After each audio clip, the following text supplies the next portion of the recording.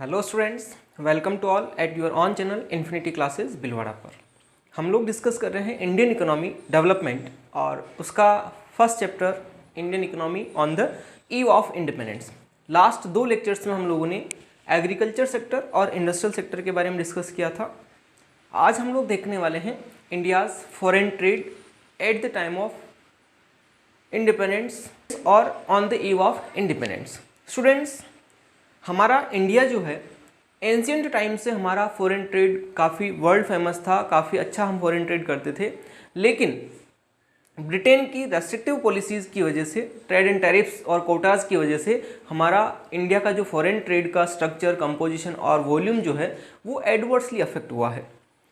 इसी वजह से इंडिया जो रॉ मटेरियल का exporter like cotton, silk, woollen, sugar, इन सब का एक्सपोर्टर बन के रह गया और फिनिश गुड्स का इंपोर्टर बना, जिसमें मेनली जो कॉटन और टेक्सटाइल की फिनिश गुड्स हैं, क्लॉथ्स हैं, इसके अलावा कैपिटल गुड्स जिसमें लाइट मशीनरीज हैं, ये जो ब्रिटेन की फैक्ट्रीज में प्रोड्यूस होती थी, इनका हम लोग क्या करते थे, इंपोर्ट करते थे। और इन्हीं की वजह से, इनकी रेस्ट्रिक्टिव पॉलिसीज़ की वजह से जो है ब्रिटेन का हमारी इंडिया के फॉरेन ट्रेड पर एक मोनोपोली कंट्रोल हो गया था।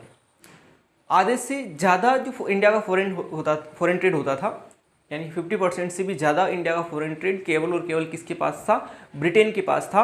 और कुछ और कंट्रीज़ के साथ भी फॉरेन ट्रेड अलाउड था, लेकिन बहुत ज़्यादा कंट्रीज़ नहीं थी उसमें, जिसमें चाइना हो गया, श्रीलंका हो गया, जिसे सिलोन भी पहले कहा जाता था, और पर्सिया, प्रेजेंट में जो ईरान है, पहले इसका नाम पर्सिया था। तो इन और कंट्रीज़ के साथ भी इंडिया का फॉरेन ट्रेड होता था। इसके अलावा अदर कंट्रीज़ के साथ कोई भी इंडिया का फॉरेन ट्रेड नहीं होता था। उसके बाद हम बात करते हैं कि ब्रिटेन ने जो है फॉरेन ट्रेड जो होता था ब्रिटेन का शिप के थ्रू होता था, और शिप के थ्रू जो फॉरेन ट्रेड होता था वो आप यूनाइटेड किंगडम से या लंदन से राउंड होते हुए साउथ अफ्रीका के नीचे से होकर फिर मुंबई पोर्ट तक उन्हें अपना शिप लेके आना पड़ता था। और इसके लिए इनको लगभग 19,800 किलोमीटर की ये डिस्टेंस उन्हें कवर करनी पड़ती थी। अप्रोक्स 12,300 माइल्स हम लोग कह सकते हैं। फिर उन्होंने क्या किया, साउथ अफ्रीका से जस्ट अबव इजिप्ट एक कंट्री है, और वहाँ पर भूमध्य सागर, मेडिटेरियन जो सी है और रेड सी है, इसके बीच में एक छोटा सा स्पेस जो एक अर्थ है, उसको इन्होंने तोड़कर वहाँ पर एक कैनल 1869 में डेवलप करी, जिसे स्वेज कैनल नाम दिया गया। और ये जब कैनल ओपन हो गई तो जो इनकी डिस्टेंस 19,800 किलोमीटर की इंडिया तक उनको कवर करनी पड़ती थी, वो डिस्टेंस आपकी कम होकर केवल कितनी रह गई, 7200 माइल्स और अप्रोक्स 11,600 किलोमीटर की डिस्टेंस ही रह गई थी। जब स्वेज कैनल ओपन हो गई 1869 में, तो ब्रिटेन का हमारे ऊपर जो फॉरेन ट्रेड पर कंट्रोल और ज़्यादा इंक्रीज हो गया। हम और आगे बात करें तो इंडिया का जो फॉरेन ट्रेड था उसकी कॉलोनियल रूल की एक अच्छी बात ये थी कि हमें एक बड़ा एक्सपोर्ट सरप्लस मिलता था, लेकिन उस एक्सपोर्ट सरप्लस का हम लोग यूज़ नहीं कर पाते थे।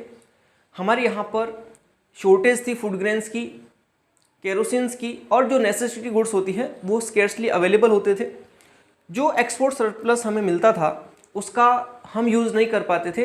ब्रिटिशर्स अपने ऑफिस सेटअप करने के लिए ब्रिटेन में, या किसी कंट्री के साथ वॉर करने के लिए, युद्ध लड़ने के लिए, और इनके आर्मी के मूवमेंट के लिए उस एक्सपेंडिचर, उस एक्सपोर्ट सरप्लस को यूज़ करते थे।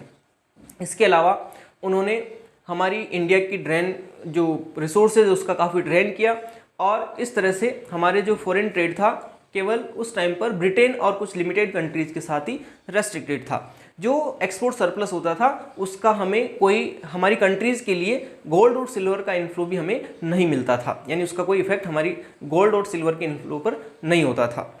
और ज़्यादातर हमारे जो रिसोर्सेज का ड्रेन था वो इनविजिबल आइटम्स का इंपोर्ट करने के लिए, या फिर जो विजिबल आइटम्स हैं उनका इंपोर्ट करने के लिए वो ख़त्म हो जाता था। ये हमारी फॉरेन ट्रेड की कंडीशंस थी। चलिए, तो इतना छोटा सा टॉपिक है ये हमारे इंडिया का फॉरेन ट्रेड। उम्मीद करता हूँ आपको क्लियर हो गया होगा। अगला जो टॉपिक है हम लोग अगले वीडियो में डिस्कस करेंगे, जो होगा डेमोग्राफिक कंडीशंस। आज की क्लास में इतना ही, तब तक के लिए गुड बाय, जय हिंद, जय भारत।